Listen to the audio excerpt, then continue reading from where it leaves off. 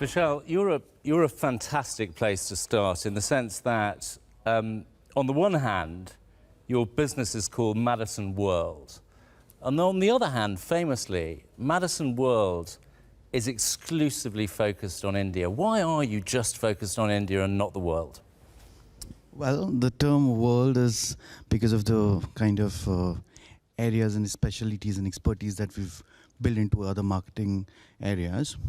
We've been an independent agency, largely local, and we believe that's an advantage for the kind of nuances that we sort of understand the market much better.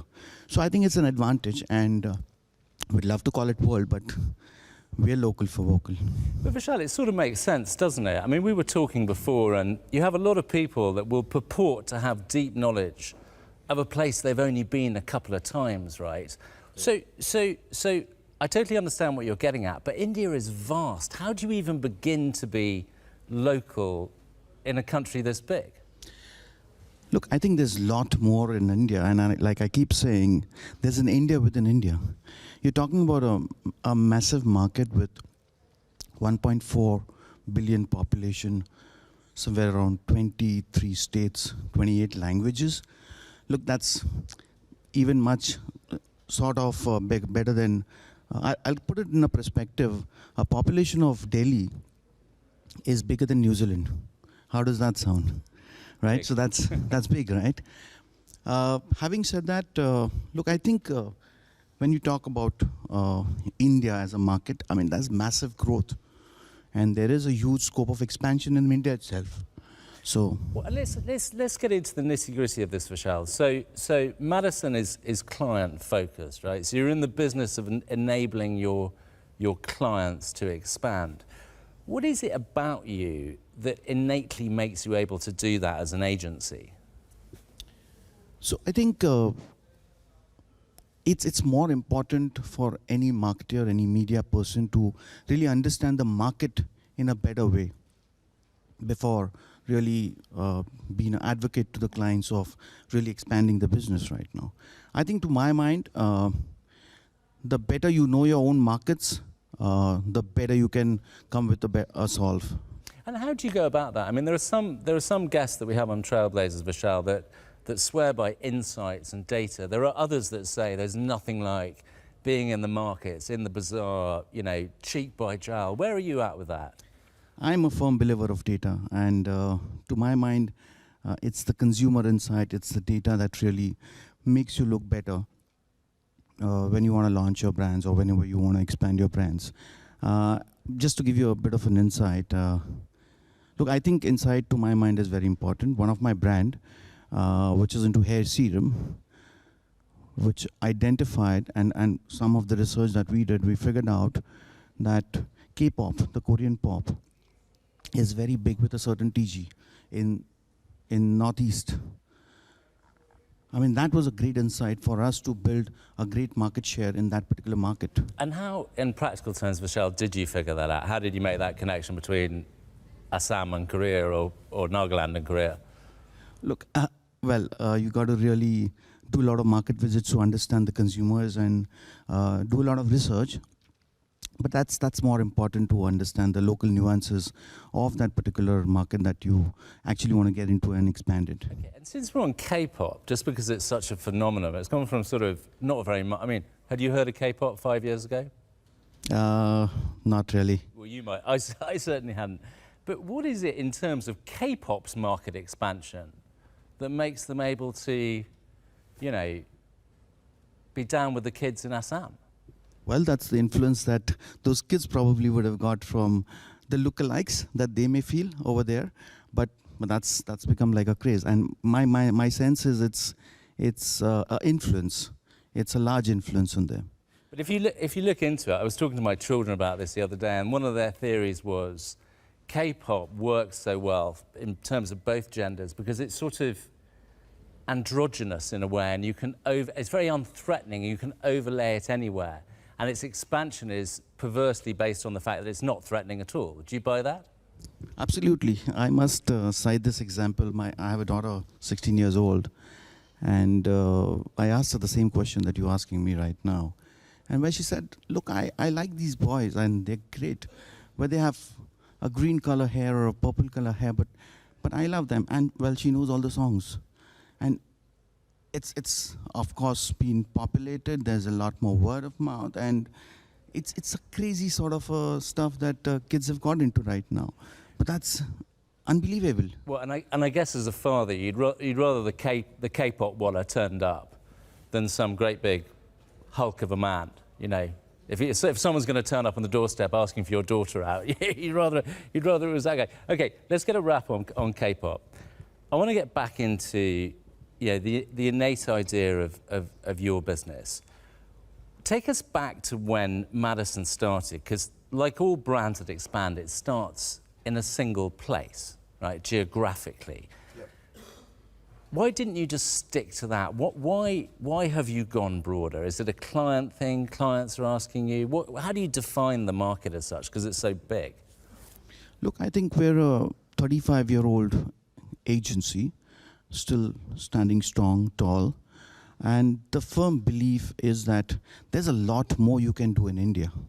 That market itself is so huge, and there's tremendous potential. You don't really need to go out of the boundaries of India to create the fame or money, right? There's a lot you can do here. I mean, we're talking about a massive size. I just gave an anecdote of a Delhi versus some other country, but there's so many things that you can talk about. There's hinterland, which is growing in a massive manner. Today, when you look at India as a market per se, I think we're one of the best economies. We're hitting a great economy, a GDP of about 6.7. Looks like it could be even getting better next year. We've got, and the beauty is we've got a demographic, which is a very younger demographic, unlike a Europe or a China, which has got an older demographic, right? If I had to just break India into two parts, say India A or India B, A looks like 38 named cities, 10 lakh plus population, and a B looks like 6 lakh villages, right? There is a massive rural. Yeah. And well, thanks to the mobile and the 5G, 4Gs and 3G connections, it has broken the divide, right? The digital divide. There's a lot more empowerment, women empowerment in rurals over the urbans. There's a lot of literacy level which is going up. I think there's so much in India to do. Okay, but if you're talking, we often on this show ask experienced marketeers like yourself, Vishal, to talk to the young out there, right? So if you're a well-educated tier 1 city metro dude working for Madison, how do they understand people in the villages, that TG? Look, there's a lot of, like I said earlier, there's a lot of research that we do, and there's a lot of red meat stuff. I mean, you just buy out certain researchers or buy out certain media products, right? But do you encourage them to go there? Not to really. live I mean, it, that's to feel it?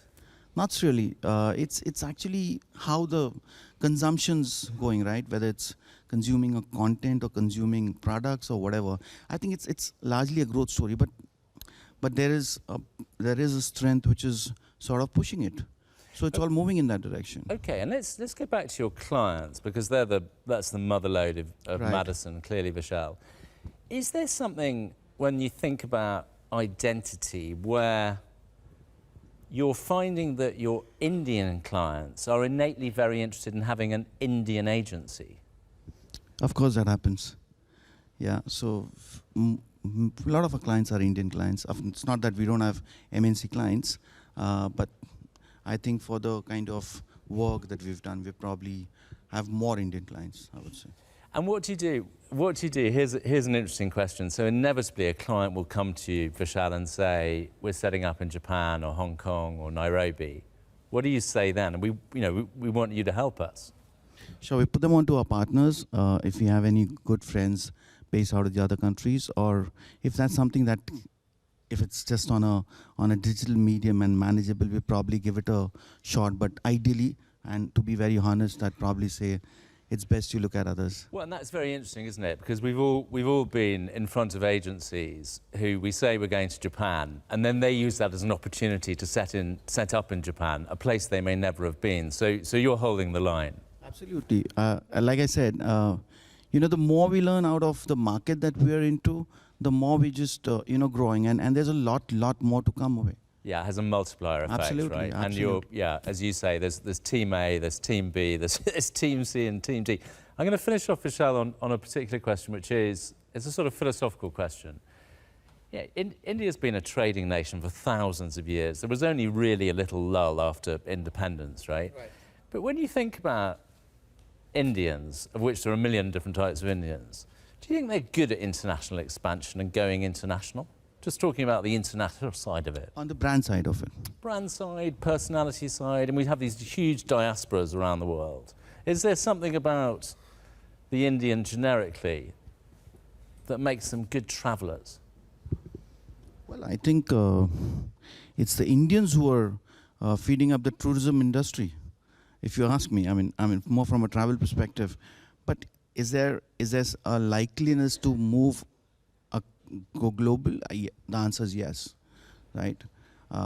Look, the tier ones, the rich are getting richer, like I said, and I'm sure that's something that people will love to move around the world. I mean, is that the question that you're aiming to? No, I mean, or have I got it wrong? It's just a question of whatever data set you look at. If you take NRIs as a community, they're winners all around the world in every sector. 25% of NASA, 50% of the established headcount globally of Microsoft, Satya Nadella, the list goes on. I'm just intrigued by the idea that when you think about expansion in terms of the international side of it, and I appreciate you're not in that game, are Indians sort of better travellers, better understanding the new domains? Absolutely, yes. I mean, given a chance, people would love to go to abroad, I mean, many of the global markets. But I think that maybe in the coming years, probably the trend will change, and the same NRIs may want to come back to India. Well, that's right. There's a bounce back theory. Well, when that starts to happen, Vishal, we'll get you back on the show. You've been a fantastic guest. Thank you so much for your time and insights. Thanks, Jasper.